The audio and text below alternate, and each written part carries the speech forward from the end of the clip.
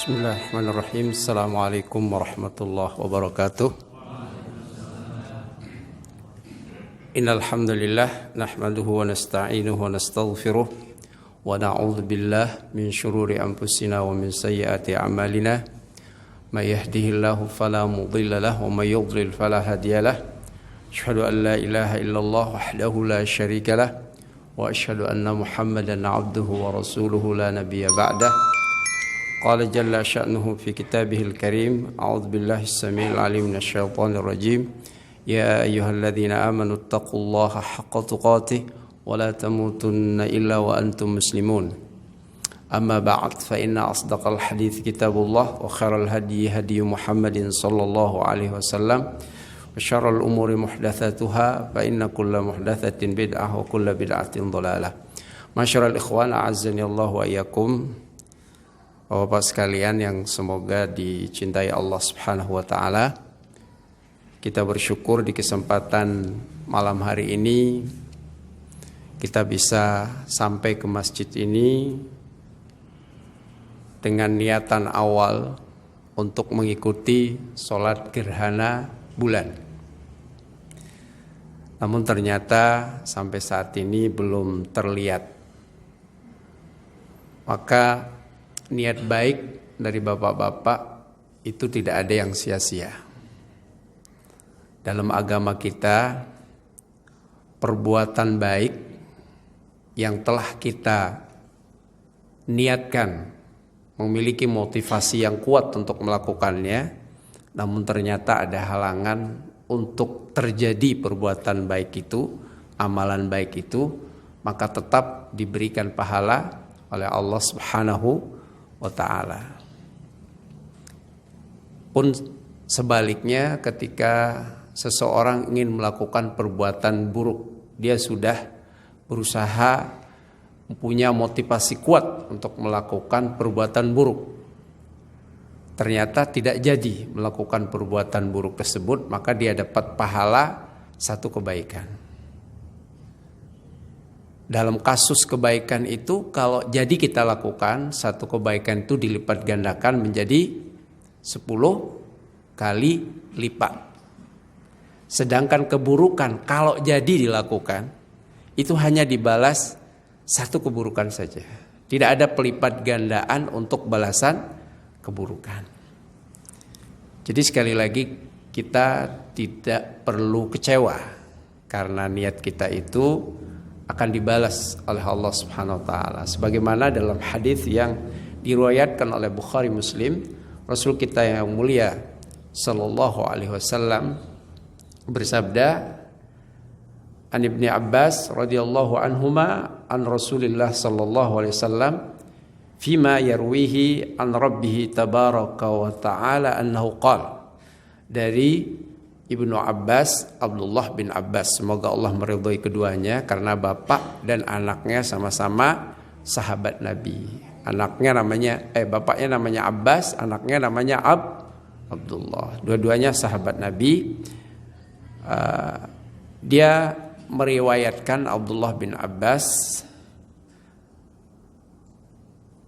hadis yang Rasulullah SAW meriwayatkan dari Rabbnya. Ini namanya hadis Qudsi, ya.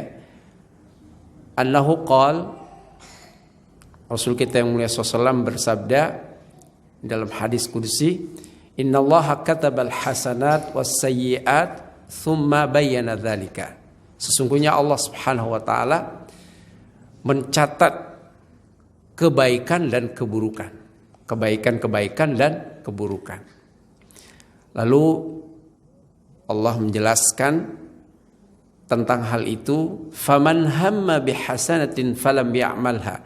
Siapa saja yang sudah berkeinginan kuat untuk melakukan sebuah kebaikan. Kasusnya sangat jelas, contohnya sangat jelas. Apa yang bapak-bapak niatkan tadi, motivasinya kuat ke sini, pengen sholat apa? Sholat gerhana.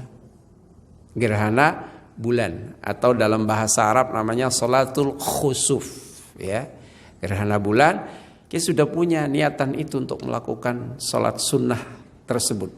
Falam ya'malha, ternyata tidak jadi melakukannya. Tidak jadi melakukannya karena ada hal-hal tertentu. Kenapa kita tidak jadi melakukan sholat gerhana? Karena memang sunnahnya. Sebagaimana sabda Rasulullah Sallallahu Alaihi Wasallam, beliau bersabda, Inna syamsa wal qamara ayatani min ayatillah la yankasifani li mauti ahadin wala li hayatihi fa idza ra'aitum dzalika fafza'u ila dzikrillah wa ila shalah. Kata Nabi sallallahu alaihi wasallam, sesungguhnya matahari, bulan, keduanya tanda di antara tanda-tanda kekuasaan Allah. Tidak terjadi gerhana pada keduanya, baik gerhana matahari maupun bulan, karena sebab kematian seseorang atau karena kehidupan seseorang, lahirnya seseorang, tidak. Maka kata Nabi SAW, fa idza ra'aitum dzalika, apabila kalian melihat hal itu, artinya melihat proses terjadinya gerhana. Ini syaratnya.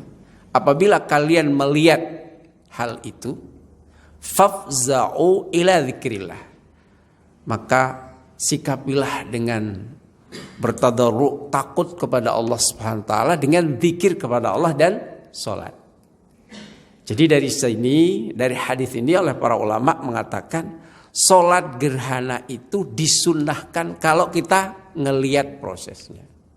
Nah sampai saat ini kita tidak ngelihatnya kan. Berarti karena tidak ada dorongan sebab terjadinya perbuatan sunnah tersebut, maka tidak disunnahkan. Tapi seperti yang saya sampaikan tadi, kita sudah punya niatan baik. Karena tidak ada alasan untuk kita lakukan sunnah itu, jadi nggak jadi kita lakukan. Maka ini namanya falam ya'malha, jadi tidak jadi dilakukan. Kata Nabi SAW dalam hadis kudusi, katabahallahu indahu, Allah mencatat baginya hasanah kamilah, satu kebaikan penuh. Enggak ngelakuin hanya dengan modal niat baik, motivasi kuat, tidak melakukannya, dapat satu kebaikan penuh, full satu kebaikan. Ya.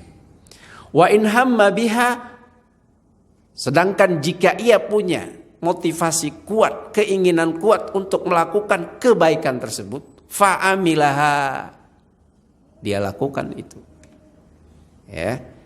Katabahallahu indahu asyra hasanat ila 700 dhifin ila adhafin katsira.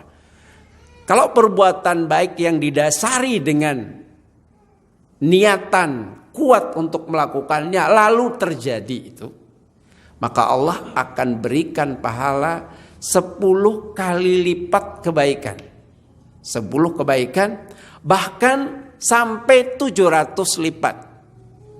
Lihat kelipatan perbuatan baik itu. 10 kali lipat atau sampai 700 kali lipat, bahkan sampai adhaf katsirah. Lipatan yang banyak, tidak disebutkan jumlahnya berapa kali lipat. Ya. Subhanallah.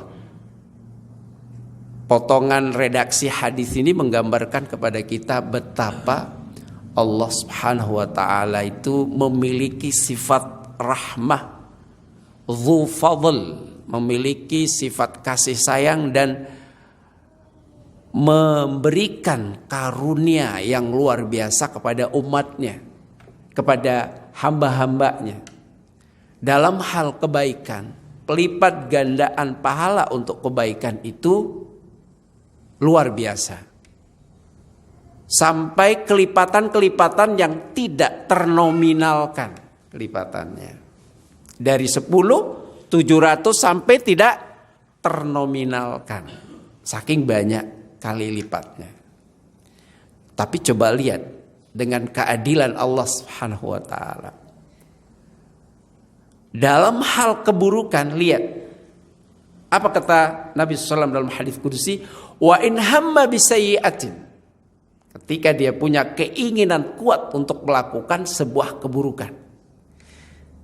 Ada orang yang niatnya malam ini kayaknya pas banget ya, sepi, kondisi hujan, dingin, orang mungkin terlelap dalam tidurnya, kayaknya ada kelihatannya motor tetangga selalu di luar, udah ambil.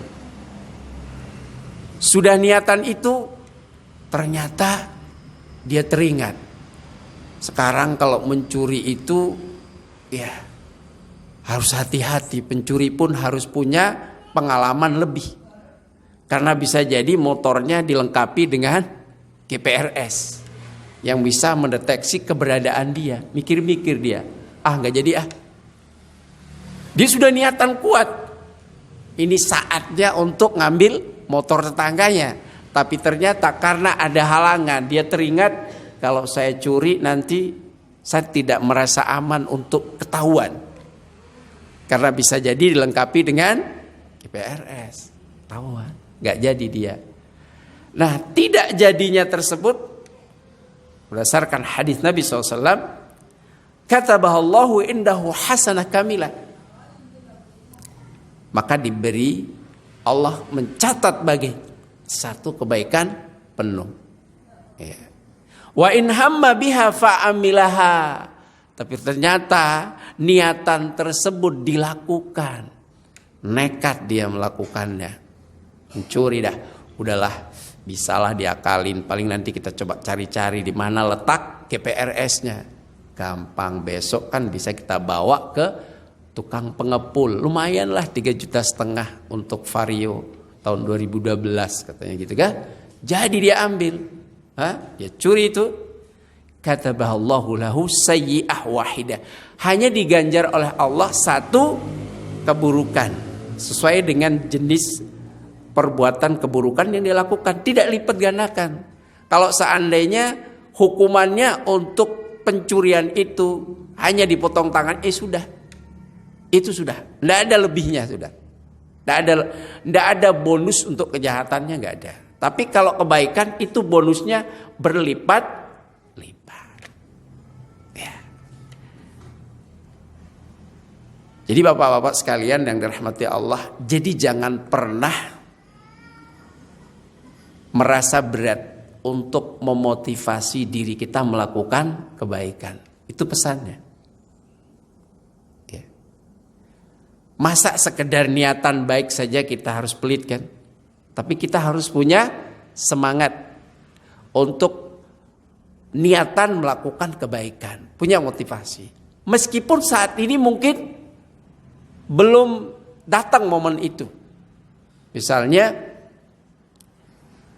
Bapak punya niatan atau mas-mas punya niatan, nanti saya akan menghajikan orang tua saya. Saya akan bekerja keras untuk menghajikan orang tua saya. Ini dia punya impian, punya niatan kuat, hamma namanya itu. Dia punya niatan kuat untuk menghajikan orang tuanya. Ternyata tiba-tiba dia kena PHK. Nggak jadi dia ngumpulin duit untuk menghajikan orang tuanya.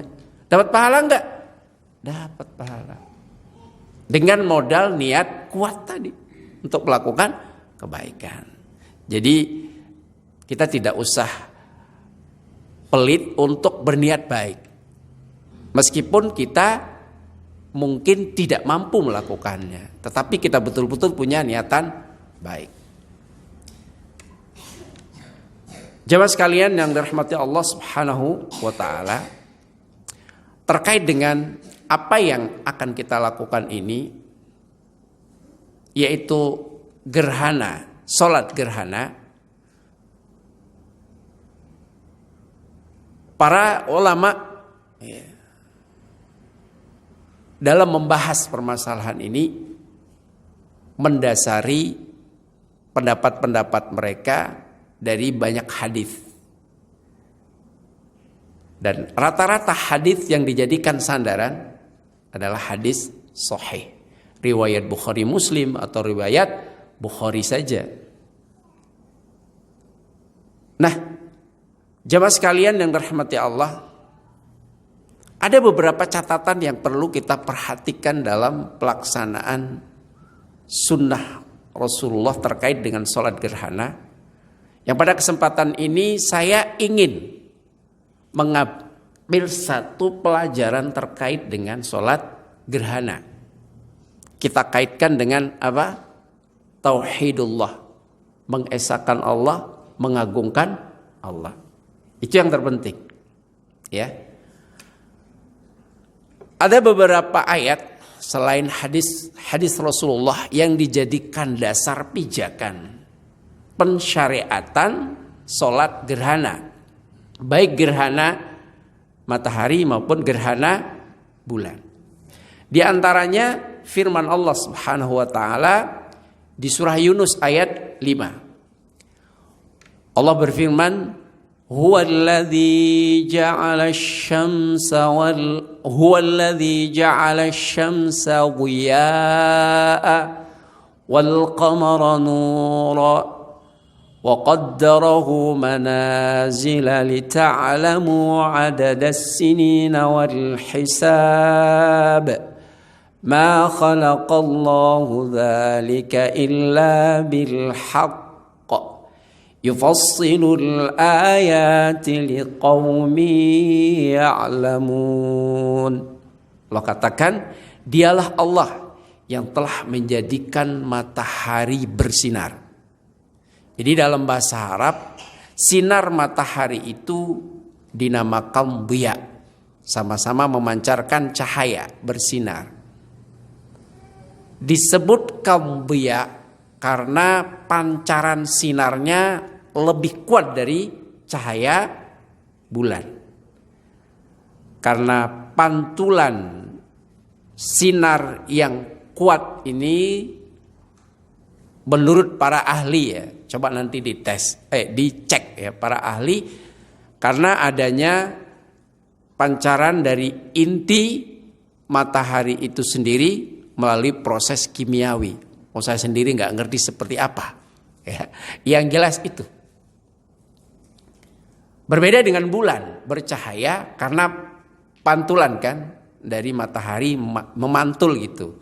Sehingga kalau dibandingkan dari tingkat pencahayaannya, maka sinar yang ditimbulkan dari matahari itu lebih dahsyat daripada bulan. Tapi semuanya itu Allah ciptakan. Allah ciptakan matahari, Allah ciptakan bulan. Ya. Kalau bulan bahasa Arabnya wal qamaru nura, dan bulan itu bercahaya. Tidak dikatakan bersinar, yang pancaran sinar dari matahari itu lebih dahsyat daripada bulan. Wa qaddarahu manazil, dan Allah tetapkan manazil, jalan orbitnya, ya, jalan orbitnya. Matahari mengitari pada orbitnya, begitu juga bulan mengitari pada orbitnya. Tidak saling bertubrukan dan tidak saling mengganggu gitu. Garis orbitnya. Bulan begitu, matahari juga begitu. Apa hikmah di balik itu? Lita'alamu adadas sinina wal hisab.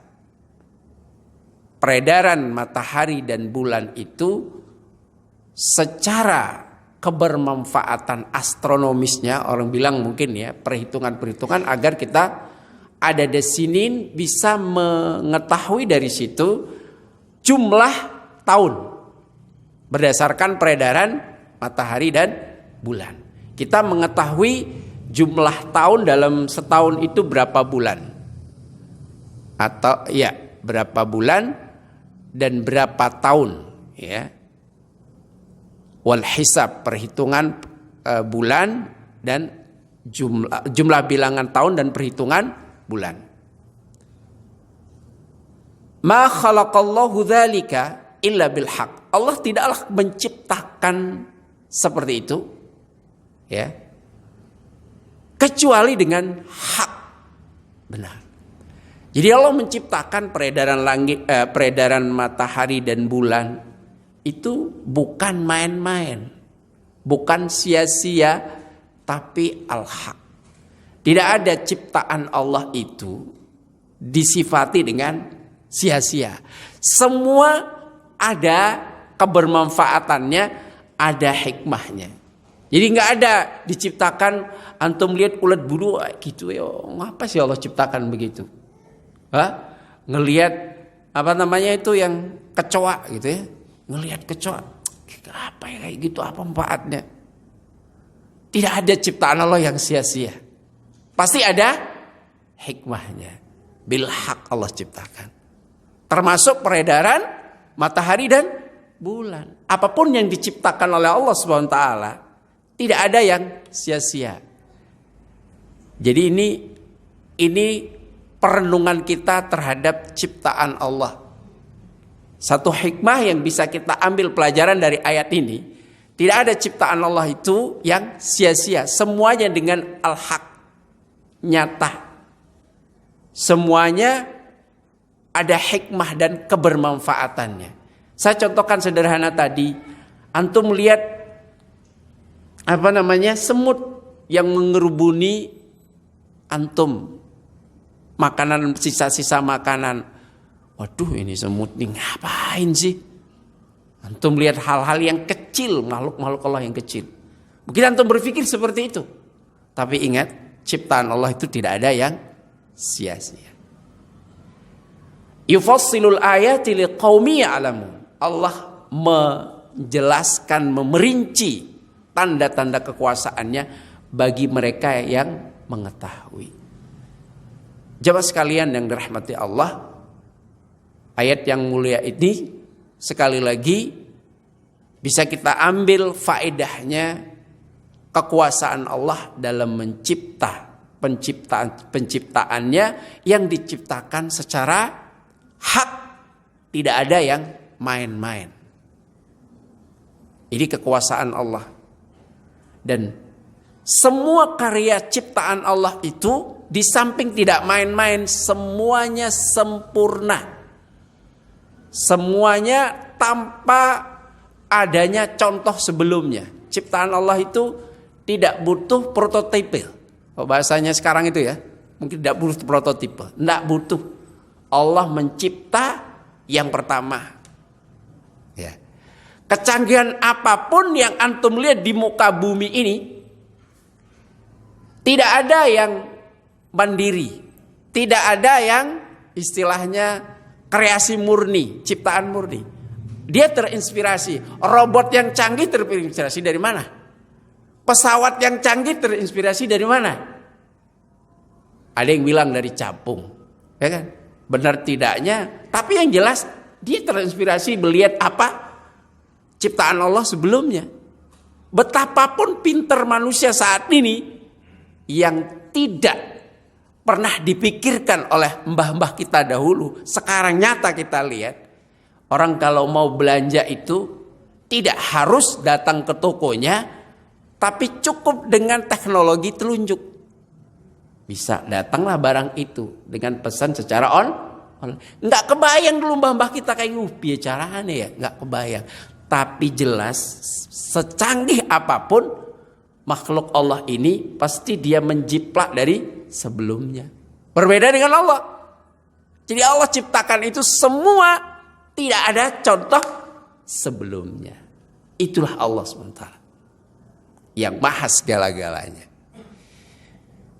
Hal itu kita bisa memahami ciptaan-ciptaan Allah, tanda-tanda kekuasaan Allah bagi mereka yang tahu. Nih nggak tahu ya, nggak bisa dia sampai ke situ luarnya. Nah, kemudian wa min ayatihil lailu wan nahar. Kita juga diajak di surah Fussilat ayat 37. Di antara tanda-tanda kekuasaan Allah, ayat-ayat Allah al-kauniyah, ya. Adanya malam dan siang. Wasyamsa wal qamara, adanya matahari dan bulan.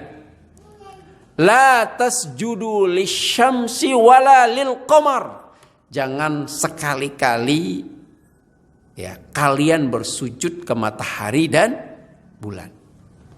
Bapak, kalau saya tanya, ada enggak orang yang bersujud ke matahari dan bulan? Ada enggak? Nah, saya tanya sekarang, ada enggak? Ada enggak sekte keyakinan yang menuhankan matahari? Ada enggak? Saya tanya Bapak, ada enggak? Ada toh ya. Yang menuhankan bulan ada? Jangankan itu, patung saja yang tidak memiliki istilahnya kelebihan-kelebihan bisa kok disembah oleh manusia. Ini adalah perilaku kesyirikan, menduakan Allah Subhanahu wa taala dalam hal rububiyah. Karena yang berhak mencipta itu hanyalah Allah Subhanahu wa taala. Menduakan Allah dalam hal ubudiyah atau uluhiyah, dalam hal beribadah kepada selain Allah Subhanahu wa taala. Jadi dia beribadah kepada selain Allah juga beribadah kepada Allah. Itulah hakikat kesyirikan. Maka jangan sekali-kali menyembah matahari dan bulan. Sekalipun kita melihat matahari ini punya kelebihan-kelebihan, sisi-sisi yang luar biasa bagi kehidupan manusia. Bayangkan kalau kita hidup tanpa matahari, bisa nggak? Nggak mungkin. Nggak mungkin. Tanpa bulan juga nggak mungkin. Sehebat itu pun jangan sampai menggiring kita kepada menyembah, mempertuhankannya. Kalau saja matahari yang memiliki sisi kelebihan dibandingkan dengan yang lain tidak boleh untuk disembah, maka yang remeh-temeh di bawah itu fungsinya jangan sampai. Ada orang yang nyembah pohon, ya ngapain nyembah pohon? Ya, ada orang yang nyembah, Masya Allah, tidak hanya pohon yang disembah. Ada yang nyembah sapi. Ngapain nyembah sapi? Mendingan disembelih lalu dimakan. La tasjudu lisyamsi wala lil qamar. Wasjudu lillahi alladzi khalaqahunna. Tapi sembahlah Allah yang menciptakan semua itu. Allah yang menciptakan malam, siang, matahari, bulan. Yang disembah siapa? Yang menciptakannya. Karena secara kaidah tauhid yang berhak disembah adalah yang mencipta. Yang mencipta pasti memiliki kelebihan daripada yang dicipta. Maka yang wajib disembah adalah yang mencipta, yang memiliki kelebihan, yaitu Allah Subhanahu wa ta'ala. Kembali kepada konsep tadi, betapapun manusia dia tidak mencipta. Antum lihat teknologi apapun saat ini pada hakikatnya tidak bisa mencipta seperti Allah. Karena ada prototipe sebelumnya, ada contoh sebelumnya. Maka sembahlah Allah yang menciptakannya. In kuntum iyyahu ta'budun. Jika kalian benar-benar menyembah kepadanya. Jamaah sekalian yang dirahmati Allah, dari ayat yang mulia ini kaitannya dengan tauhid, fenomena penciptaan makhluk-makhluk Allah yang dianggap luar biasa, mestinya menggiring kita untuk lebih berpikir tentang beribadah hanya kepada Allah SWT dengan melihat ciptaan-ciptaannya yang luar biasa. Karena tadi kaidah sederhana rumusannya, yang berhak mencipta hanya Allah SWT. Dan selain dari Allah tidak berhak mencipta. Sehingga yang berhak mencipta memiliki kelebihan kekuatan yang tidak dimiliki oleh selainnya. Maka pengibadahan itu hanya kepada Allah Rabbul Jalalah. Baik Bapak-bapak, Ini mungkin kalau kita bahas ini lumayan banyak yang harus dibahas, tapi kebiasaan antum kayaknya udah berkumandang azan selesai, gitu ya? Kenapa? Azan dulu baru dilanjutkan, gitu kebiasaannya. Taiblah, saya ikuti kebiasaan aja dah. Udah azan dah? Silakan azan dulu. Nanti saya mungkin akan menyampaikan beberapa hadis untuk menutup pembicaraan saya. Oke? Alhamdulillah wassalatu wassalamu ala rasulihil amin wa ala alihi washabbihi ajma'in. Di surah Al-Isra ayat 59 Allah berfirman, "Wa ma nursilu bil ayati illa takhwifa." Saya kembali mengingatkan bahwa saya ingin membacakan ayat-ayat ini, kemudian hadis dari Rasulullah untuk menguatkan tauhid kita. Di dalam ayat surat Al-Isra 59, di antara hikmah disyariatkannya sholat gerhana, baik gerhana matahari maupun bulan, untuk mengajarkan kepada kita rasa takut kepada Allah Subhanahu wa ta'ala. Karena ketika peristiwa tersebut terjadi, ayat-ayat Allah itu terjadi, Allah ingin menegur kita agar kita bangkit rasa takutnya. Wa ma nursilu bil ayati illa takhwifa. Tidaklah kami munculkan, kami utus, kami kirimkan tanda-tanda kekuasaan itu kecuali takhwifa, untuk menakut-nakuti. Kejadian-kejadian seperti gempa bumi, tanah longsor. Kemarin di tahun 2018 apa 2019 ya? 2018 di Palu ada namanya likuifasi, di mana tanah itu bisa mencair dan begitu deras ngalirnya sampai bisa menenggelamkan orang. Sampai-sampai dia bisa melibas rumah yang begitu besar ditimbun karena likuifasi. Itu tanda-tanda kekuasaan Allah. Tujuannya apa?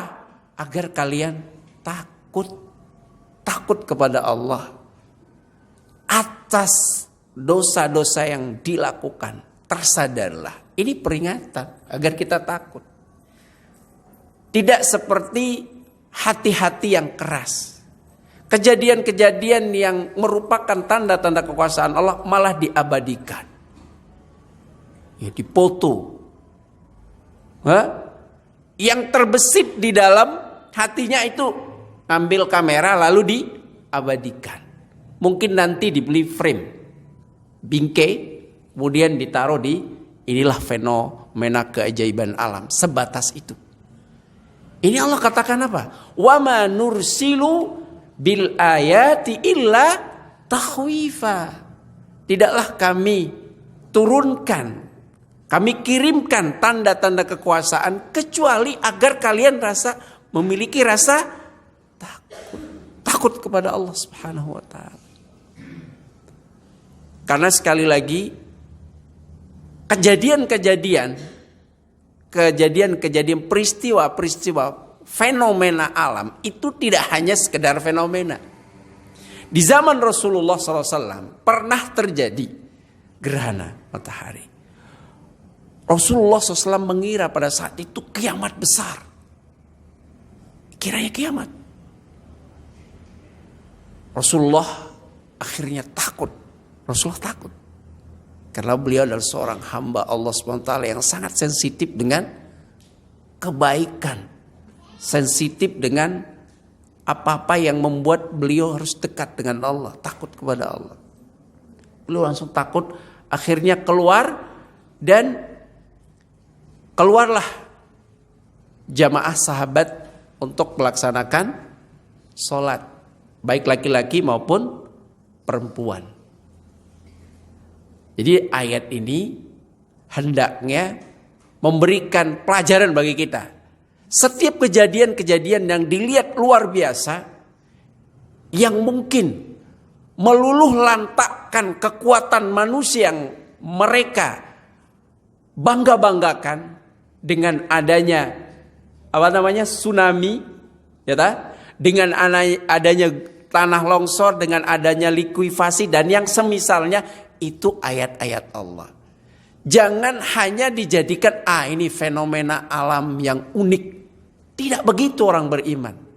Tapi ingat, itu adalah teguran Allah agar kita ngerasa takut dan lebih dekat kepada Allah Subhanahu wa taala. Jadi mulai saat ini jangan berpikir tentang kameranya untuk diabadikan, jangan. Tetapi bagaimana membuat kita takut. Seperti halnya Rasulullah SAW ketika itu terjadi, pada saat itu beliau takut sekali. Lalu keluar untuk melaksanakan sholat. Nah, inilah yang kemudian dalam hadis Rasulullah SAW mengatakan, Inna syamsa wal qamara ayatan min ayatillah la yankasifani li mauti ahadin wala li hayatihi. Fa idza ra'aitum dzalika fafza'u ila dzikrillah wa ila shalah. Sesungguhnya matahari dan bulan dua tanda-tanda kekuasaan Allah. Ya. Yang tidak terjadi gerhana pada keduanya, matahari dan bulan, ya. Tidak terjadi karena kematian seseorang dan bukan pula karena hidupnya seseorang. Karena di zaman jahiliyah dulu, ketika terjadi gerhana matahari atau bulan pada saat itu, mereka beranggapan ini karena meninggalnya Ibrahim, putra beliau. Karena bertepatan dengan meninggalnya itu terjadi gerhana bulan kalau nggak salah. Beliau adalah Ibrahim, putra Nabi kita Muhammad SAW, dari hasil pernikahannya dengan budak namanya Maria Qibtiyah yang diberi hadiah oleh seorang raja Iskandaria, Muqaykis namanya. Dikasih hadiah budak namanya Maria, lahirlah putra beliau namanya Ibrahim dari pernikahan dengan budak tersebut. Jadi selain Ibrahim itu semua dari Khadijah, ya. Ibrahim ini yang dari Maria Al-Qibtiyah. Meninggal di usia 18 bulan. Pas meninggalnya itu terjadi gerhana bulan, insyaallah. Saya ingat gerhana bulan. Nah, orang-orang jahiliyah itu berkeyakinan seperti itu. Terjadinya fenomena alam yang sangat fenomenal dan menakutkan itu karena ada pribadi-pribadi besar yang meninggal atau lahir. Kira-kira kayak gitu. Maka jangan mengkaitkan peristiwa-peristiwa gaib, kehidupan, kematian dengan apa yang terjadi di muka bumi. Jangan kaitkan secara langsung kalau memang tidak ada keterangannya. Tetapi semua itu terjadi karena memang takdir dari Allah, atau tadi secara hissi itu namanya bisa dilihat karena proses-proses tertentu. Itu. Tetapi kenapa sebabnya itu hanya Allah dan Rasul yang tahu. Maka kita diberitahu penyebabnya adalah secara maknawi atau secara tidak terindra. Penyebabnya karena dosa manusia. Meskipun ada penyebab yang bisa dilogikakan dengan sains, pendekatan saintifik. Kenapa terjadi gerhana matahari, gerhana bulan? Ada ilmunya yang kebetulan saya tidak kuliah jurusan itu, jadi saya nggak tahu kenapa gitu. Tapi nanti bisa tanyalah kepada ahli astronomi. Ya, sekilas kita lihat cahayanya itu tertutupi oleh bumi kalau nggak salah ya, karena posisinya berada ditarik garis lurus antara matahari dan bulan bumi sehingga tertutup ceritanya gitu. Tapi prosesnya seperti apa sampai saat ini saya coba bayang-bayangkan, nggak nyandek ilmunya. Itu bisa dilihat, itu bisa penyebabnya. Tetapi penyebab yang lain yang tidak kalah pentingnya adalah karena teguran dari Allah, dosa-dosa manusia sehingga terjadi itu. Maka di sini dikatakan ketika terjadi itu, bagaimana caranya? Fafza'u ila dzikrillah. Takutlah kalian dengan zikir kepada Allah. Wa ila shalah, dan salat. Jadi kalau dulu waktu kecil saya, inilah kebodohan waktu kecil saya di kampung, kalau ada gerhana bulan, boro-boro salat yang dipikir gak takut. Terus takutnya gimana caranya? Gak berani ngelihat matahari itu, gak berani ngelihat bulan itu. Karena kalau ngelihat katanya nanti bisa buta matanya. Waduh, ini masa-masa kelam dulu seperti itu. Mungkin masih ada keyakinan itu, tapi yang benar caranya adalah fafza'u ila dzikrillah wa ila shalah. Kalau terjadi gerhana matahari dan bulan, maka takutlah dengan bersegera melaksanakan salat atau zikrullah dan salat. Sehingga para ulama mengatakan di sini kan konteksnya fafza'u ila dzikrillah, seolah perintah kan, takutlah dengan zikir dan salat. Seolah-olah wajib. Kalau dalam kaidah perintah itu menunjukkan wajib, tapi berdasarkan jumhur ulama, salat gerhana matahari maupun bulan itu hukumnya sunnah muakkadah, bukan wajib.